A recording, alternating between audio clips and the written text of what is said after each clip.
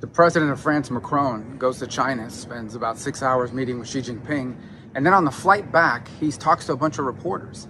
And here's what he told the reporters. He told the reporters, number one, that it's time for Europe to break away from the United States, not to depend on the dollar, not to depend so much on us, to become their own third superpower.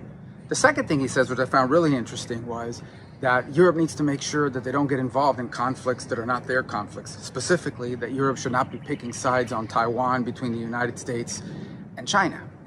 And so I think this is a good moment for us to ask Europe, does Macron speak for all of Europe? Is Macron now the head of Europe? Is he now the most powerful leader in Europe? Because if he is, then there's some things we're going to need to change.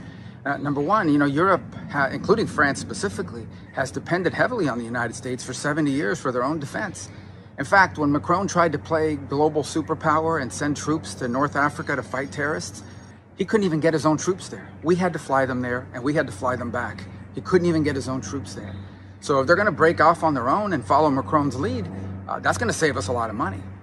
As far as not getting involved in other conflicts that are not ours, we need to ask Europe, does he speak for them? Because we're pretty heavily involved in Ukraine right now. We're spending a lot of our taxpayer money on a European war. And I've supported that because I think it's in the national interest of the United States to be allies to our allies. But if our allies' position, if in fact Macron speaks for all of Europe and their position now is they're not going to pick sides between the US and China over Taiwan, then maybe we shouldn't be picking sides either. Maybe we should basically say we're going to focus on Taiwan and the threats that China poses, and you guys handle Ukraine and Europe.